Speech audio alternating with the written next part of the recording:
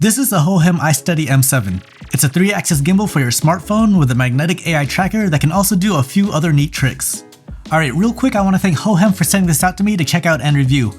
I actually reviewed their smaller iSteady V3 in a previous video, and I thought that this gimbal is pretty awesome, so I have some pretty high expectations for this gimbal. Anyways, let's go ahead and take a closer look at the iSteady M7. A lot of these gimbals pretty much do the same thing, so let's just go ahead and start off with what I personally think makes this gimbal stand out, the detachable touchscreen remote. A few other gimbals have detachable remotes, but the one on the M7 has a 1.4-inch LCD touchscreen.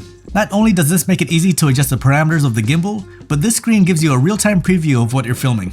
This is perfect for when you're filming yourself or just away from the gimbal. Now what you see on the screen is actually the image from the AI tracker, not from your phone itself. So just keep that in mind when you're trying to frame your shot. But it's just awesome that I can now film myself with a better back camera of my phone instead of the front selfie camera.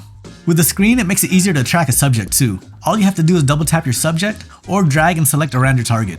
This will keep whatever you have selected in your shot. Next, let's go over the magnetic AI tracker. It's this module up here that's held in place with these safety locks. I've tried other gimbals that have AI trackers and I've knocked them off numerous times. Hohem knew there were people like me and they made sure that this wasn't going to easily come off. They even have it on their other gimbals too. They let you take it off so you can turn it around if you need to. Like if you really want to use that front camera, this will let you still use the tracking features of the gimbal. So to get this thing to start tracking, you can choose your subject on the screen like I was showing you before, but you can also control everything with hand gestures. To start tracking, you give it the OK sign. If you want to recompose a shot, you put up the square frame to pause it. Move to where you want to be in the frame, and then put up the square frame sign again to continue tracking. If you have the gimbal connected to your phone via Bluetooth, you can also control the shutter. Just put up the double shaka hand sign and it'll take your picture. If you're in video mode, it'll start recording. Just throw up that double hand sign again to have it stop recording. And then finally, to stop tracking, just put your hand up like so. This gimbal has a 360-degree infinite pan rotation, so you can just walk around this thing all day and not have to worry about hitting an endpoint. By the way, this module isn't just an AI tracker, but also has a built-in LED light. It's only 2 watts, so it's not going to light up a whole scene, but it can be useful to add a little bit of fill light to your subject. It gives warm, neutral, and cool light from 2700 Kelvin to 6500 Kelvin. But it's also an RGB light with a full 360-degree range of colors. This gimbal has another trick which you may have seen on other gimbals, but it also has a built-in extension pole. This is nice to add some aerial looking shots, or even better, if you're a pet owner, you can use this to get those pet views without having to bend over. This is going to be a lot easier than trading in for a taller dog. It extends an extra 193mm, which isn't a whole lot, but it's still a pretty decent extension pole. They state a battery life of 12 hours, which I've never tested because I've never needed to shoot for that long, but it's pretty much good enough for a day's worth of filming. It has a big payload of 500 grams. For reference, my iPhone 15 Pro Max is 221 grams. So it can easily handle my phone with a case on there, and if I wanted to add a lens to it, it'll be able to handle it with no problem. I think the best part about this is that you don't need an app to use any of the features. Actually, that's a lie. There's a rocker on here that only works with the Hohem app. I think the best part about this is that you don't need to use an app to use 90% of the features on here. There's different gimbal modes that you can choose from, like pan follow and POV. There's a trigger button on the back that has multiple functions. A single press can start and stop the AI tracking. A double press will recenter the gimbal.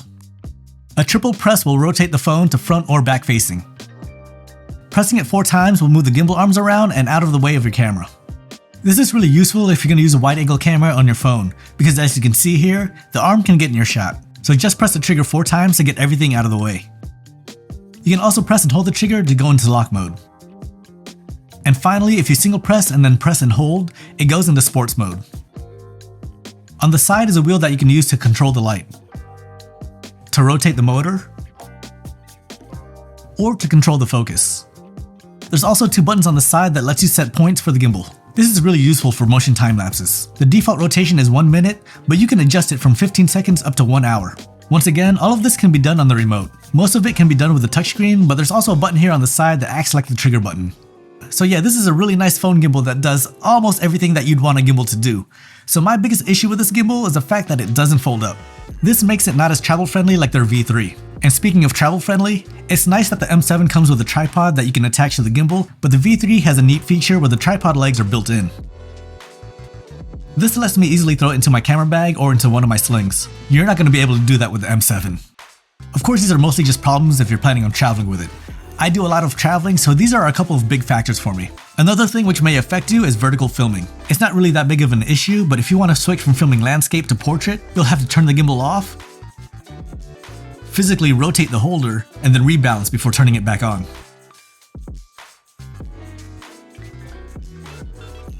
I have to bring the V3 back because if you want to switch real quick from horizontal to vertical, all you have to do is give it 2 thumbs up. It's so simple.